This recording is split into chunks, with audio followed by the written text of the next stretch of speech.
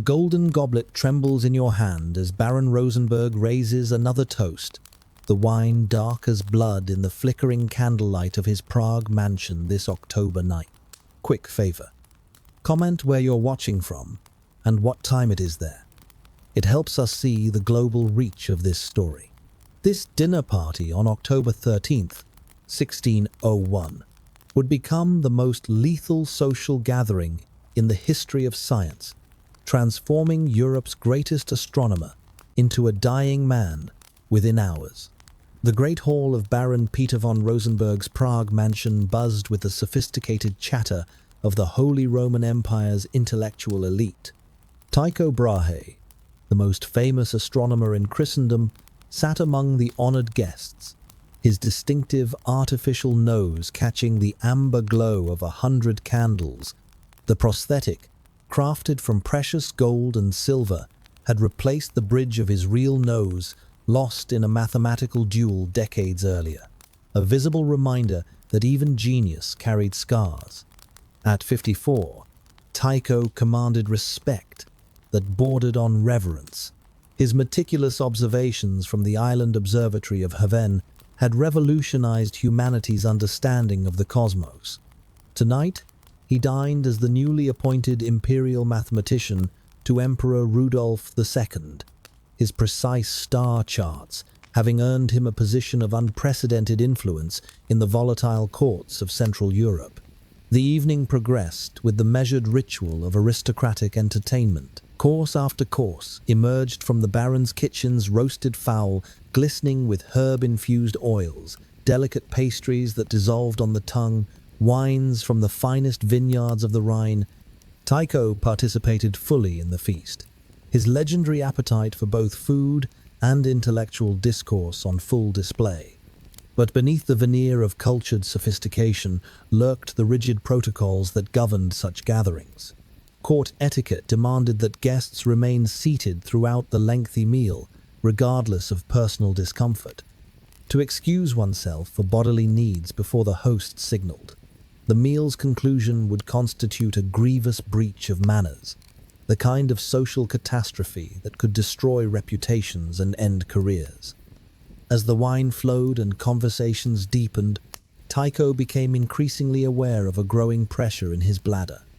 The astronomer, accustomed to the solitary disciplines of nighttime observation, found himself trapped by the very social conventions that had elevated his status. Each passing minute intensified his discomfort, yet the dinner showed no signs of concluding. What cruel irony that a man who had mapped the precise movements of celestial bodies would find himself unable to control the most basic functions of his earthly form. Tycho's bladder, stretched beyond its natural capacity, began sending urgent signals of distress through his nervous system. Still, he remained seated, maintaining the composed demeanor expected of a scholar in his position. The conversation turned to astronomical matters, with fellow guests pressing Tycho for insights into his latest observations. He responded with characteristic brilliance, discussing the implications of his discovery that the new star of 1572 had appeared beyond the sphere of the moon, fundamentally challenging Aristotelian cosmology. Yet even as his mind engaged with these cosmic mysteries, his body screamed for relief. Hours passed in this excruciating balance between intellectual stimulation and physical torment. Tycho's face, normally animated in scholarly discussion, began showing subtle signs of strain, a slight tightening around his eyes, an occasional shift in his seated position. The briefest pause in his otherwise fluid speech minor tells that suggested an internal struggle of mounting intensity. Baron Rosenberg, perhaps sensing the lengthening of the evening, finally began the ritual of concluding the feast.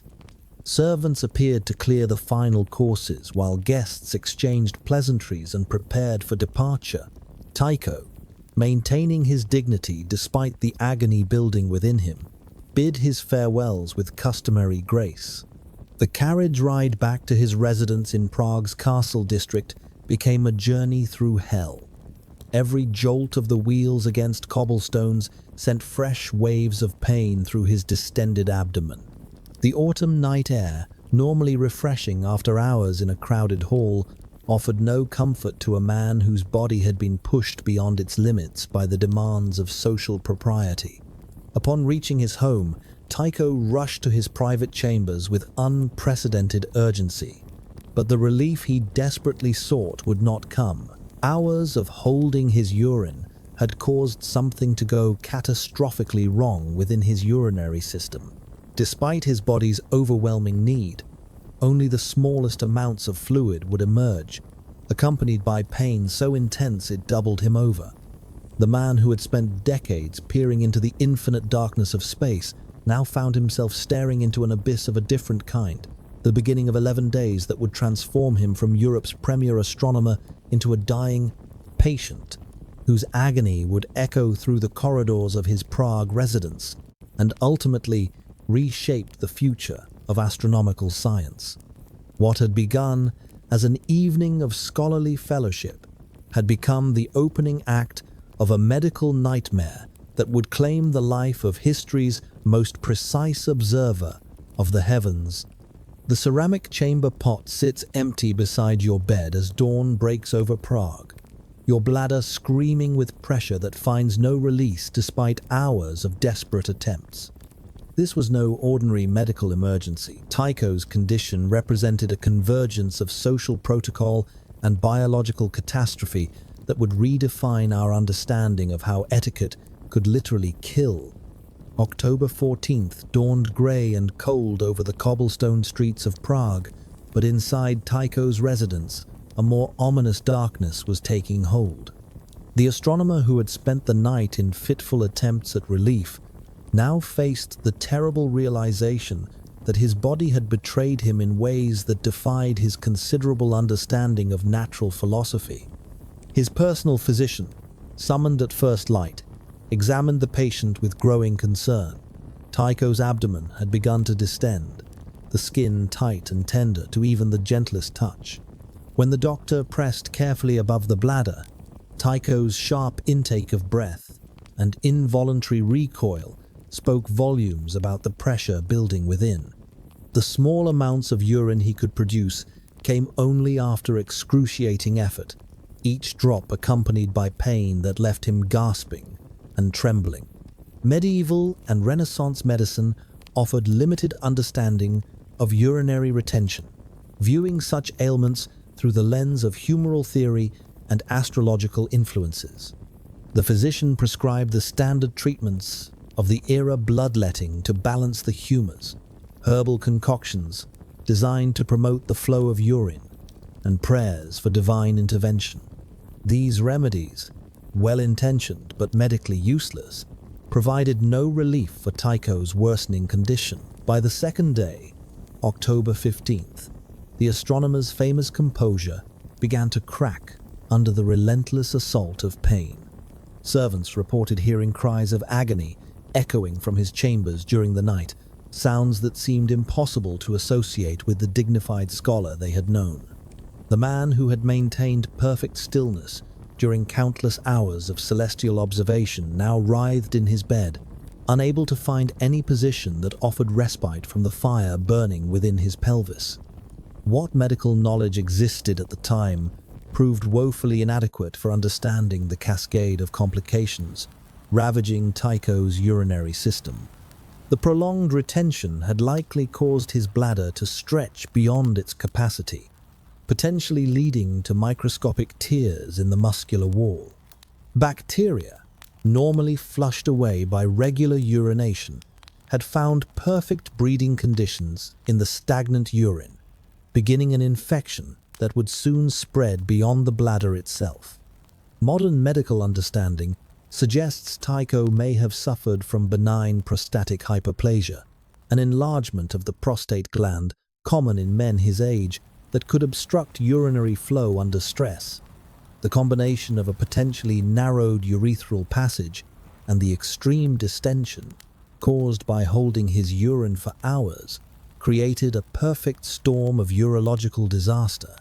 As October 16th arrived, new symptoms emerged that terrified both patient and physician. Tycho's skin began taking on a yellowish pallor, suggesting that toxins normally eliminated through urine were building up in his bloodstream. His pulse became rapid and thready, while periods of confusion began interrupting his normally sharp intellectual clarity. The infection, having established itself in his bladder, was now spreading through his urinary tract and potentially into his bloodstream, a condition that Renaissance medicine had no ability to diagnose, let alone treat. The astronomer's household, accustomed to the quiet rhythms of scholarly work, now revolved around the increasingly desperate attempts to provide their master with relief. Servants heated water for warm compresses, prepared herbal teas according to the physician's instructions, and maintained the constant vigil that serious illness demanded in an era before professional nursing care.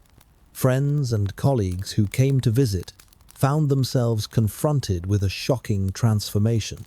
The robust scholar who had commanded attention at dinner parties and academic gatherings now appeared gaunt and hollow-eyed, his face etched with lines of constant pain.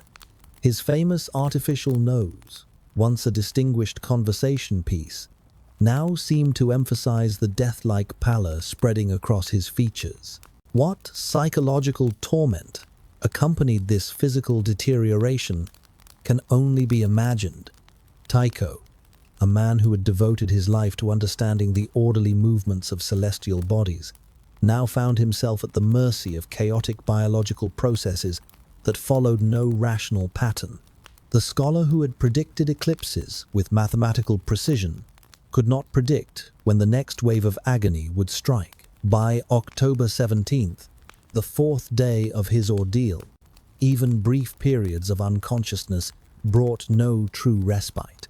Tycho would drift into fitful sleep, only to be awakened by spasms of pain that seemed to originate from the very core of his being. His urine, when it came at all, had taken on a dark, concentrated appearance that alarmed even his inexperienced attendants. The man who had spent decades observing the night sky now found his world contracted to the dimensions of his sick room, where time moved, not according to the steady rotation of celestial spheres, but according to the unpredictable rhythms of his failing body. Each day brought new symptoms, new sources of agony, and new evidence that something had gone catastrophically wrong within the temple of flesh that housed one of Europe's greatest minds. The astronomical observations that had made Tycho famous required infinite patience and meticulous attention to detail, but his current suffering offered no such meaningful purpose, only the grinding reality that his body was slowly destroying itself from within. Your fingers probe the swollen mass beneath your ribs as October's chill seeps through the window, each breath now a conscious effort against the poison coursing through your blood. This wasn't just medical decline, it was the systematic collapse of the most precise scientific mind in Europe, with implications that would reshape astronomy itself. By October 18th, the fifth day of Tycho's ordeal, the infection ravaging his urinary system had begun its sinister expansion throughout his body.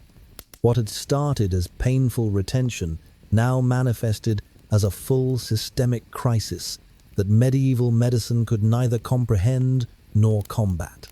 The astronomer's temperature fluctuated wildly between burning fever and bone-deep chills that left him shivering beneath layers of wool blankets.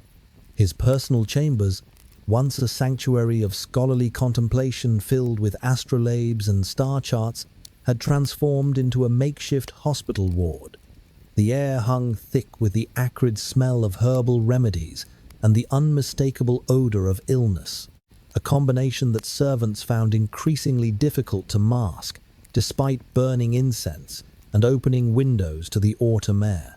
Tycho's famous library, containing some of the most advanced astronomical texts in existence, gathered dust as its owner lay consumed by a battle far more immediate than any intellectual pursuit. The physician's arsenal of treatments reflected the limited understanding of internal medicine in 1601. Bloodletting, performed with brass instruments that gleamed in the candlelight, was intended to drain the excess humors believed responsible for Tycho's condition. The astronomer, weakened by days of agony and minimal food intake, could barely protest as leeches were applied to his skin in patterns dictated by astrological considerations rather than medical logic. What cruel irony that the man who had revolutionized observational astronomy now found himself subject to treatments based on the very celestial superstitions his work had begun to challenge. The physician consulted star charts to determine the most auspicious timing for various interventions, apparently oblivious to the fact that his patient had spent decades proving the inadequacy of such approaches to understanding natural phenomena. Johannes Kepler, Tycho's brilliant assistant and designated successor, began making increasingly frequent visits to the sick room. The younger mathematician's sharp eyes took in every detail of his mentor's decline with the same methodical precision he applied to planetary calculations. Kepler understood, perhaps better than anyone, that Tycho's death would represent not just personal tragedy, but scientific catastrophe. Decades of irreplaceable observational data hung in the balance. The relationship between the two men had always been complex, mixing genuine intellectual respect with underlying tension over methodology and interpretation. Tycho's approach to astronomy remained fundamentally conservative, proposing a hybrid system where the Sun orbited Earth, while other planets circled the Sun. Kepler, influenced by Copernican theory, believed in a fully heliocentric universe.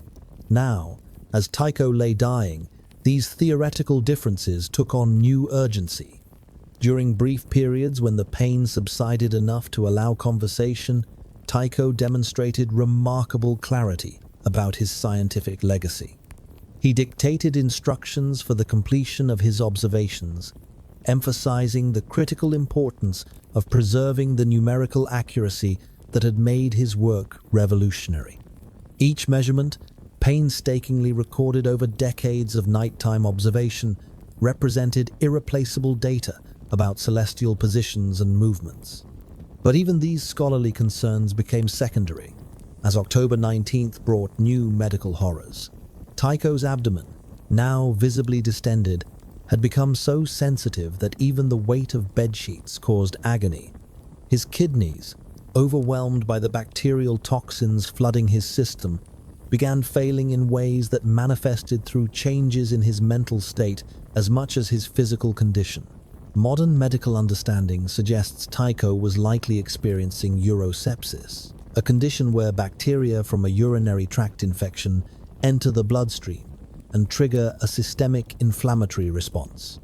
His immune system, designed to fight localized infections, found itself overwhelmed by toxins that had breached the normal barriers between his urinary tract and circulatory system. The resulting cascade of physiological failures would have been uniformly fatal in an era before antibiotics. What psychological torment accompanied this physical breakdown? Court records from other nobles who survived similar ordeals describe hallucinations, periods of delirium where the boundary between reality and nightmare dissolved completely. Tycho, a man whose life had been dedicated to precise observation and logical analysis, may have found himself trapped in a world where cause and effect no longer followed rational patterns. His servants reported increasingly erratic behavior during the night hours, times when Tycho had traditionally been most active in his astronomical work. Instead of studying star charts, he now lay semi-conscious, occasionally calling out names of long-dead colleagues or mumbling mathematical calculations that made no apparent sense. The brilliant mind that had tracked planetary motions with unprecedented accuracy now struggled to maintain coherent thought patterns for more than brief intervals. By October 20th, even Kepler's visits could barely penetrate the fog of pain and infection that surrounded his mentor. The younger mathematician found himself simultaneously grieving for a dying teacher and calculating how to preserve the scientific legacy that hung in the balance.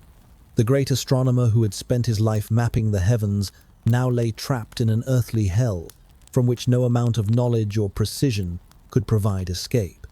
The metallic taste of blood fills your mouth as consciousness flickers like a dying candle, while whispered conversations beyond your chamber door discuss matters that no longer include your survival. These weren't just death throes, they were the opening moves in a scientific succession crisis that would determine who controlled the most valuable astronomical data in Europe. October 21st marked a turning point in Tycho's condition, though not toward recovery.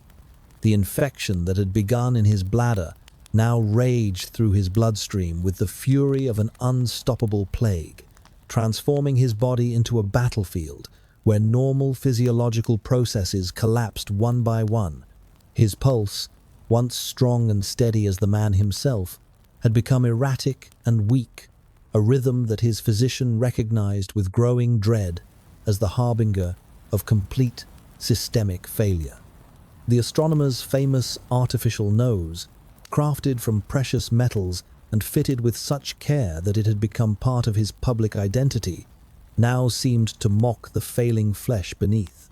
Where once it had symbolized triumph over adversity, the brilliant scholar who had overcome even the loss of his natural nose in a duel, it now emphasized the deathly pallor spreading across his features like winter frost, claiming the last autumn leaves. Kepler's anxiety about the scientific implications of his mentor's decline had begun manifesting in increasingly frantic activity. The younger mathematician spent hours copying crucial observational data, knowing that Tycho's death could scatter decades of irreplaceable astronomical measurements to the political winds. The Holy Roman Empire's court politics operated according to principles that had little regard for scientific continuity.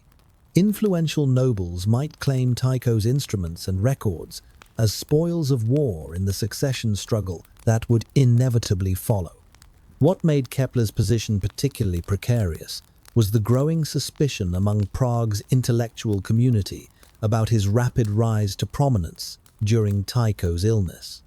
Rumors had already begun circulating in the coffeehouses and university halls, whispered suggestions that the ambitious young mathematician might have expedited his mentor's demise to seize control of the astronomical treasure trove that represented Tycho's life work. The medical reality, however, painted a picture far more complex than any simple poisoning plot. By October 22nd, Tycho's kidneys had essentially ceased functioning, allowing toxins to accumulate in his blood at levels that created a state of chronic delirium. His once sharp mind, capable of calculating planetary positions with unprecedented precision, now drifted through landscapes of fever-induced hallucination, where mathematics and nightmare intertwined in impossible configurations. During brief periods of lucidity, Tycho demonstrated an almost supernatural awareness of his approaching death. He dictated final instructions with the same methodical precision that had characterized his astronomical observations, specifying exactly how his data should be organized and preserved.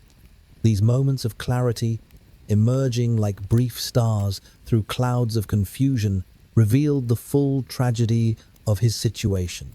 A brilliant intellect trapped within a failing biological system that no amount of knowledge could repair.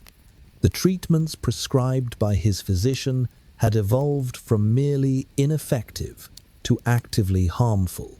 Daily bloodletting, intended to balance his humors, was actually accelerating his decline by removing the very blood cells his body needed to fight the infection. Herbal concoctions, some containing mercury and other toxic substances, added poisonous burdens to kidneys already overwhelmed by bacterial toxins. Modern medical understanding reveals the full horror of Tycho's final days. His immune system, designed to protect against localized threats, had triggered a massive inflammatory response that was now destroying healthy tissue throughout his body. The condition known today as septic shock would have caused his blood pressure to plummet while his heart raced desperately to maintain circulation to vital organs. What psychological dimensions accompanied this physiological collapse? Court physicians from other cases reported that patients in similar conditions often experienced profound changes in personality and perception. The man who had maintained legendary self-discipline during decades of precise nighttime observations may have found himself subject to terrors and confusions that bore no relationship to external reality.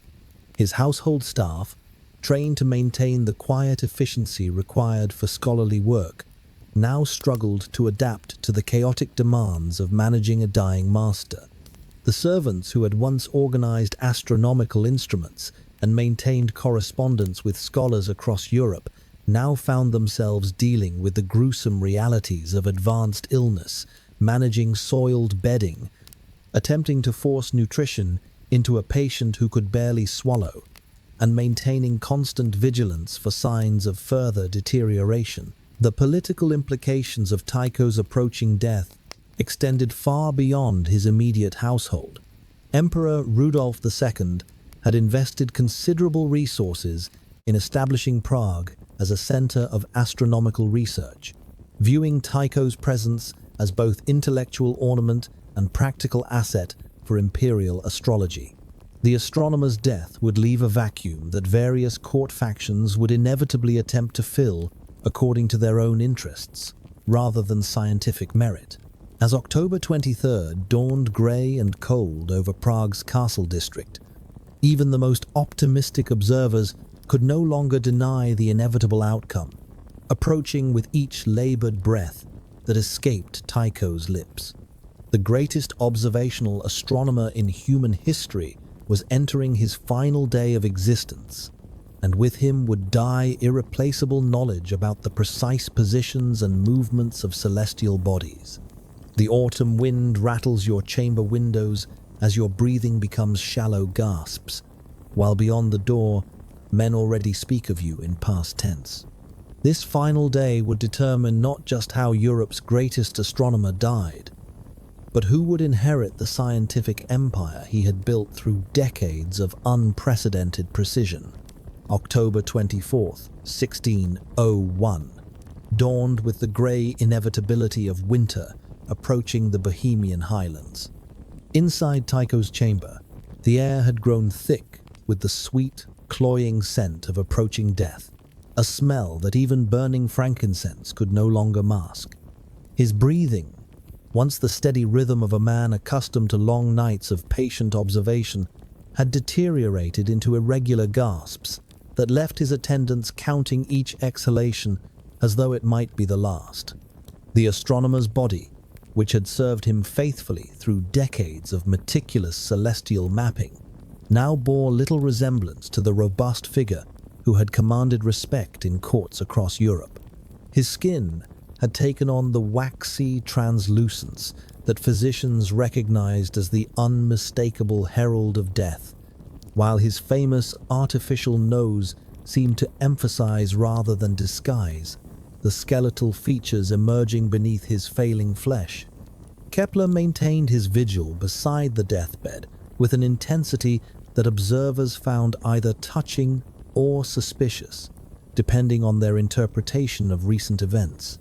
The young mathematician's eyes, red-rimmed from sleepless nights spent copying crucial astronomical data, never left his mentor's face as he waited for any final words that might clarify the succession of Tycho's scientific legacy. Each labored breath that escaped the dying man's lips carried potential implications for the future of observational astronomy. What conversations had taken place between mentor and successor during these final hours remained known only to the two mathematicians themselves. Court observers noted the urgent whispers that passed between them during Tycho's brief periods of consciousness, discussions that seemed to carry weight far beyond mere personal farewells. The destiny of 30 years' worth of unprecedented astronomical observations hung in the balance of these deathbed negotiations. By midday, Even pretense of recovery had been abandoned. The physician who had attended Tycho throughout his ordeal now focused solely on managing the astronomer's pain during his final hours, administering what opiates were available in 1601 Prague crude preparations that offered little relief against the systemic agony consuming their patient's body. The medical interventions that had marked the previous days, bloodletting, herbal treatments, and desperate prayers, had given way to the simple human duty of ensuring a peaceful death. The political implications of Tycho's demise rippled outward from his chamber, like stones thrown into still water. Emperor Rudolf II's investment in establishing Prague as Europe's astronomical capital would die with his star scientist, unless suitable arrangements could be made for succession. Various court factions had already begun positioning themselves to claim different aspects of Tycho's legacy, viewing his instruments, observations, and unfinished calculations as valuable assets in the complex game of imperial politics. Modern medical understanding suggests that Tycho's final hours were marked by the kind of systemic collapse that results from overwhelming sepsis. His heart, struggling to maintain circulation against massively dilated blood vessels, would have raced frantically, while his blood pressure dropped toward levels incompatible with consciousness. The toxins flooding his bloodstream would have created a state where the boundary between sleep and coma dissolved entirely. What thoughts occupied the dying astronomer's mind during these final moments can only be imagined through the lens of his life's devotion to precision and order. The man who had mapped the heavens with unprecedented accuracy now faced the ultimate uncertainty, the transition from observable existence to whatever lay beyond the reach of even the most sophisticated instruments. His legacy in the form of thousands of meticulous observations would outlive him, but the brilliant intellect that had gathered and interpreted that data was preparing for its final departure. As afternoon shadows lengthened across his chamber floor, Tycho's breathing became increasingly irregular. Periods of apparent calm alternated with sudden gasps that brought his attendants rushing to his bedside, uncertain whether each episode marked a temporary crisis or the final moment. The astronomer's pulse, once steady as a cosmic clockwork, now fluttered like a dying bird beneath his physician's fingers. The household staff, who had grown accustomed to the rhythms of scholarly life, organized around nighttime observations and daylight rest, now found themselves witnesses to a different kind of temporal measurement. Time was no longer marked by the predictable movements of celestial bodies, but by the unpredictable intervals between their masters' increasingly shallow breaths. As evening approached and candles were lit throughout the residence, the man who had spent countless nights studying the stars prepared to join them in the eternal darkness beyond mortal observation. The greatest astronomical mind of his generation was slipping away into the same infinite void he had spent his lifetime attempting to chart and understand. The last breath escapes your lips as Prague's church bells toll the evening hour, while those gathered around your deathbed begin the delicate dance of claiming your legacy. This moment would transform Europe's understanding of death, succession, and scientific inheritance, but also birth conspiracy theories that would echo through centuries. The end came not with dramatic flourish, but with the quiet anticlimax that characterizes most human deaths.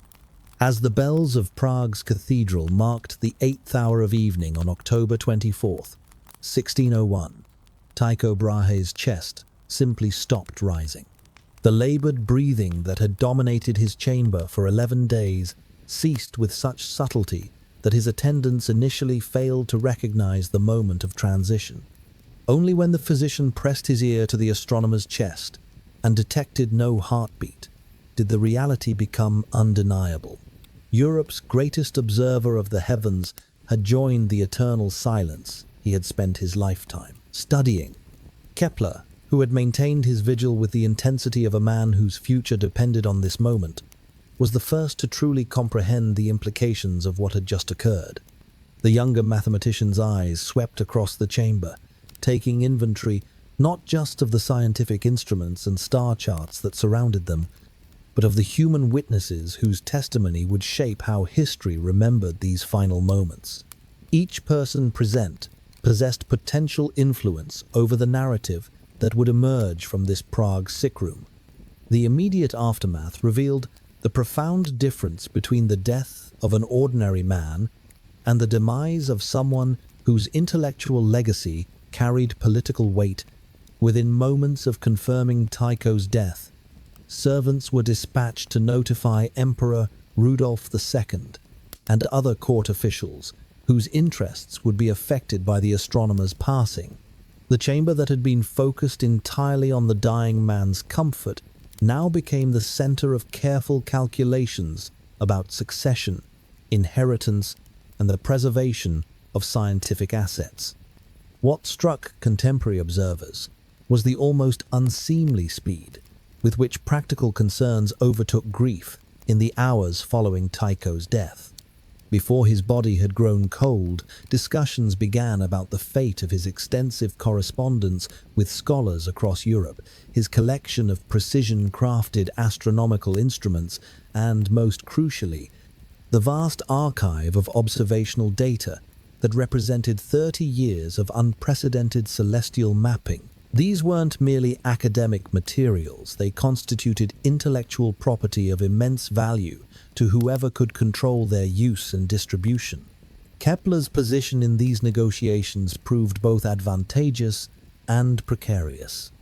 As Tycho's designated successor and the person most familiar with the organizational systems underlying the observational records, he possessed irreplaceable knowledge about how to interpret and continue the work. However, his relatively junior status in the imperial hierarchy left him vulnerable to court politicians who might view Tycho's death as an opportunity to redistribute valuable resources according to favor rather than competence.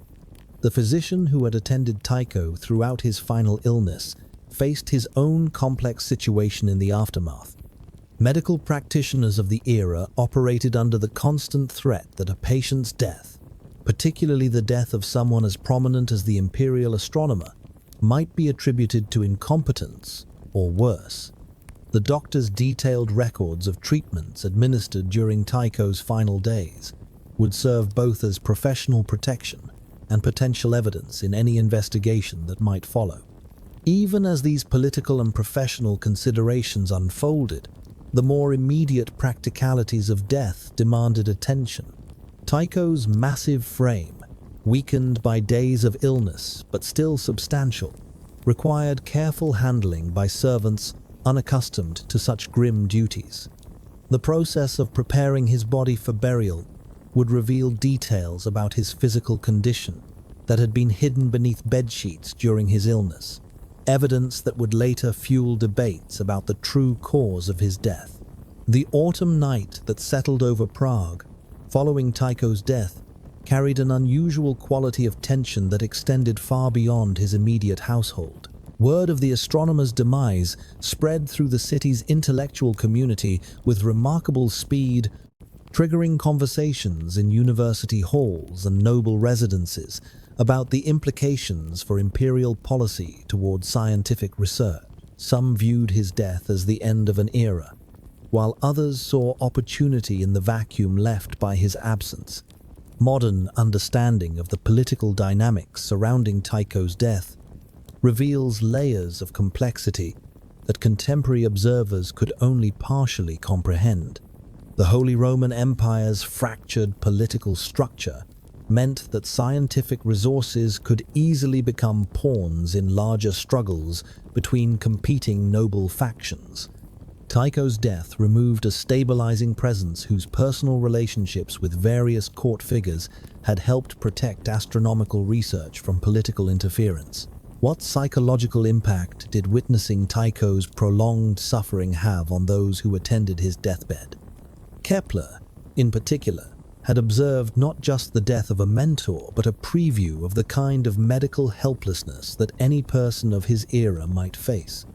The brilliant mathematical mind that would later discover the laws of planetary motion had spent 11 days watching superior intellect prove powerless against biological failure. As midnight approached and Prague settled into the quiet rhythms of night, the chamber where Tycho had died began its transformation from sick room to crime scene, though none present yet realized how thoroughly future investigators would scrutinize every detail of these final hours. The man who had mapped the heavens with unprecedented precision had departed, leaving behind mysteries about his death that would prove far more enduring than many of his astronomical discoveries. The dirt falls away from your coffin lid 3 centuries later, as investigators seek answers to questions that began the moment your heart stopped beating in that Prague chamber. This wasn't just the end of a life, it was the beginning of a mystery that would outlive empires and reshape how history views the intersection of genius, politics, and mortality. Within hours of Tycho's death, whispers began circulating through Prague's narrow streets like plague contagion. The speed of the astronomer's decline, the convenient timing for his ambitious assistant, and the valuable scientific legacy suddenly available for redistribution created fertile ground for conspiracy theories that would flourish for centuries. Johannes Kepler, despite his legitimate claim to succession and obvious grief at losing his mentor, found himself at the center of suspicions that transformed personal tragedy into potential murder investigation. The accusations against Kepler reflected the brutal pragmatism of early 17th century court politics, where scientific advancement often took second place to personal ambition and political calculation. Observers noted how quickly the younger mathematician had secured access to Tycho's observational records, how thoroughly he understood the organizational systems underlying decades of data, and how perfectly positioned he now stood to complete the work that would establish his own reputation. From certain perspectives, Tycho's death represented the removal of the only obstacle preventing Kepler from achieving independent fame. But the web of suspicion extended beyond mere professional rivalry. Rumors emerged, linking Tycho's death to darker political currents, involving his cousin Tycho Brahe and the Danish court of King Christian IV. These theories suggested that Tycho's alleged affair with the king's mother had created royal animosity, requiring permanent resolution. The idea that Denmark's monarch might have ordered the assassination of his own kingdom's most famous scientist added international intrigue to what might otherwise have been dismissed as natural death from medical causes.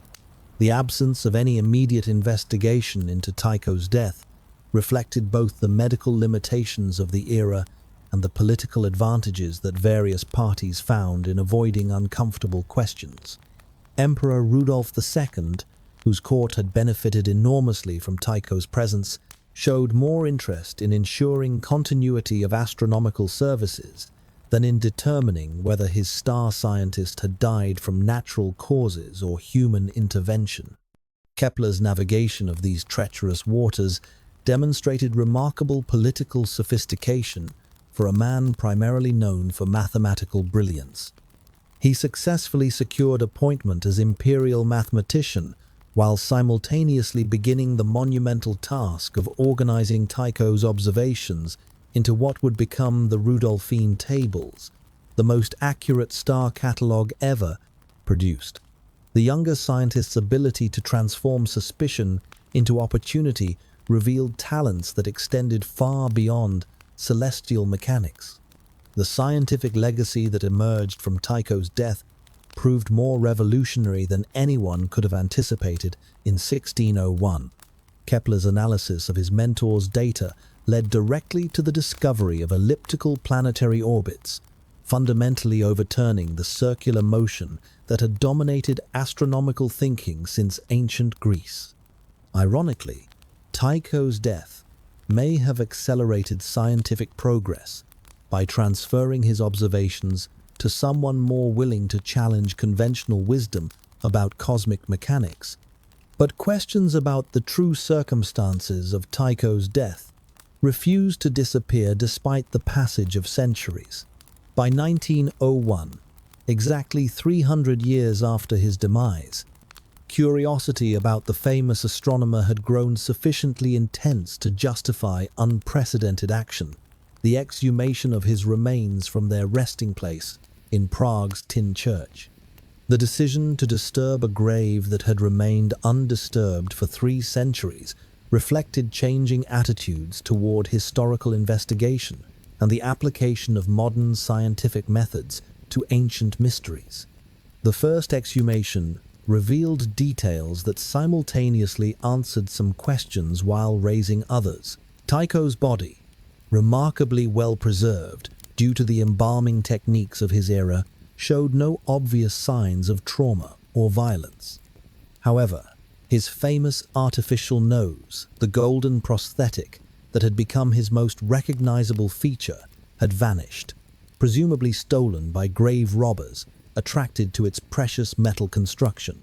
This missing nose became its own symbol of how death strips away the carefully constructed identities that define public figures during their lifetimes. More significantly, the 20th century brought sophisticated analytical techniques that 19th century investigators could never have imagined. When Danish and Czech researchers collaborated on a second exhumation in 2010, they possessed tools capable of detecting molecular traces of poisons that would have been completely invisible to earlier generations. Hair samples, bone fragments, and textile fibers could now reveal chemical signatures left by substances administered centuries earlier. The results of modern forensic analysis provided the closest thing to definitive answers that any historical investigation could offer. Mercury levels in Tycho's remains, while elevated above normal background levels, fell far short of concentrations required for lethal poisoning. The traces detected likely resulted from his alchemical experiments rather than deliberate administration of toxic substances by human enemies. These findings effectively eliminated the most dramatic conspiracy theories, while confirming that Tycho's death resulted from the medical catastrophe described by contemporary witnesses. What emerged from centuries of investigation was a more complex understanding of how genius, politics, and mortality intersect in ways that transcend simple explanations. Tycho's death represented not just personal tragedy, but a crucial transition point in the development of modern science. His meticulous observations, preserved and interpreted by Kepler, provided the foundation for discoveries that fundamentally changed humanity's understanding of cosmic mechanics. The astronomical revolution that followed Tycho's death demonstrates how scientific progress often depends on the successful transfer of knowledge between generations. Without Kepler's mathematical insights applied to Tycho's observational data, the laws of planetary motion might have remained hidden for decades longer. The older scientist's death, however it occurred, cleared the way for intellectual breakthroughs that his own theoretical conservatism might have delayed. Today, Tycho Brahe is remembered less for the circumstances of his death than for the precision of his observations and the revolutionary discoveries they enabled. His legacy encompasses not just the advancement of astronomical knowledge, but also the complex interplay between individual genius and institutional continuity that characterizes scientific progress across historical periods.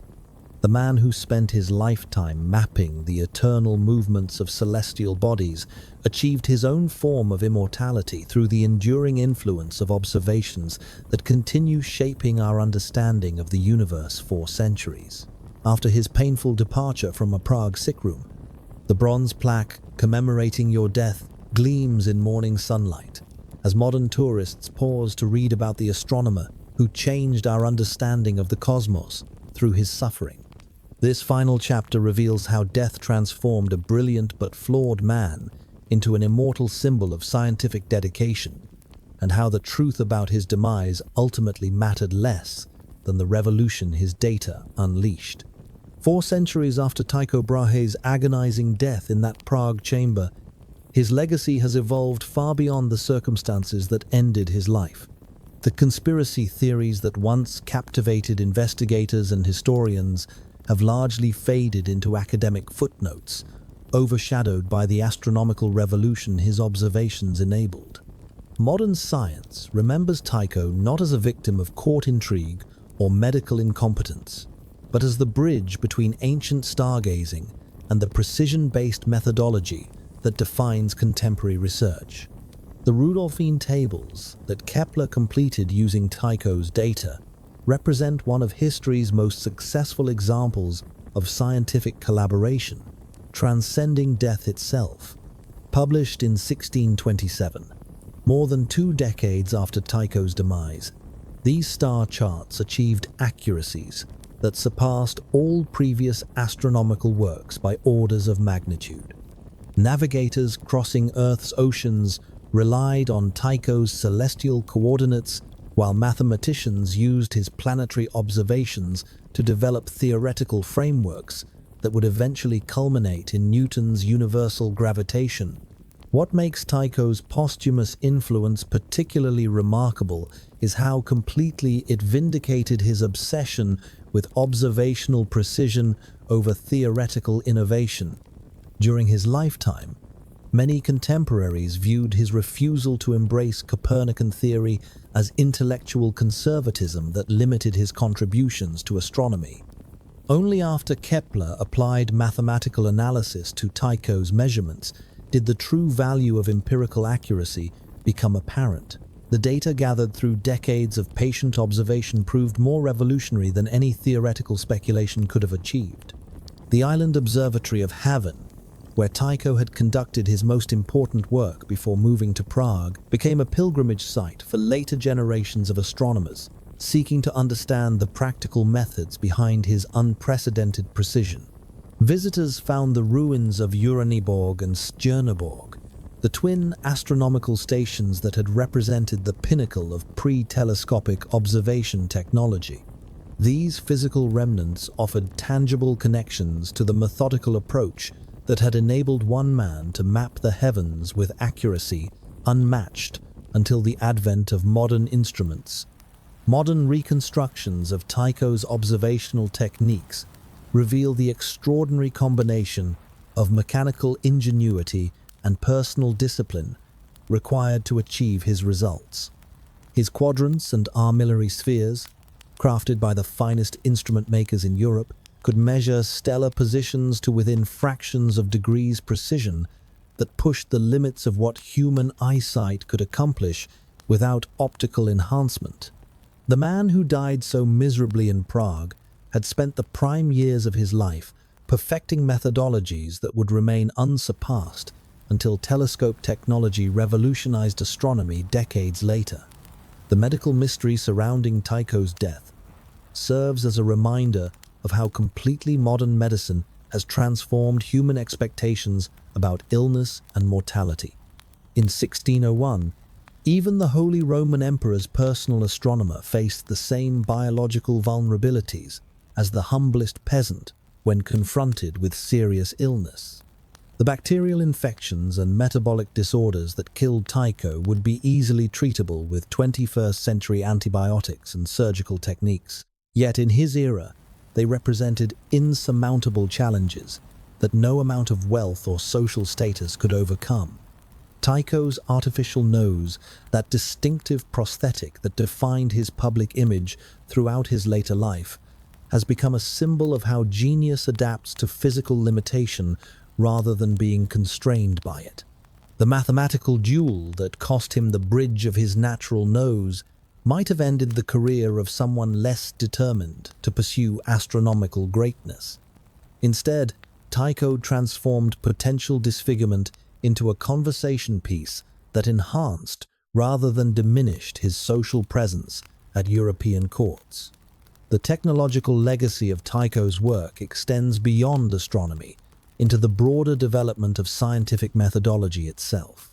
His insistence on systematic record-keeping, standardized measurement techniques, and the verification of observations through repeated trials established precedents that influenced fields ranging from physics to medicine. The culture of precision that characterizes modern experimental science traces important roots to practices pioneered in Tycho's island observatories during the late 16th century. Perhaps most significantly, Tycho's death demonstrates how scientific progress often depends on the successful transmission of knowledge across generational boundaries. The transition from mentor to successor that played out between Tycho and Kepler during those final days in Prague became a model for how intellectual traditions survive the mortality of individual practitioners. Without this careful preservation and transfer of observational data, decades of unprecedented astronomical work might have died with its creator. The church in Prague, where Tycho's remains rest today, attracts visitors who come not to solve ancient mysteries about his death, but to honor his contributions to humanity's understanding of cosmic mechanics. The tomb that once seemed to hold secrets worth exhuming now serves primarily as a memorial to scientific achievement that transcended the political intrigues and medical limitations of its era. Tycho Brahe's story ultimately illustrates the fundamental tension between human frailty and intellectual ambition that drives scientific progress across all historical periods. The man who mapped the heavens with unprecedented precision died from causes that medieval medicine could neither prevent nor cure, yet his work provided foundations for discoveries that continue expanding human knowledge centuries after his painful departure from the world he had devoted his life to understanding. The greatest observer in pre-telescopic astronomy achieved immortality not through the circumstances of his death, but through the enduring value of the observations he left behind for future generations to interpret and extend.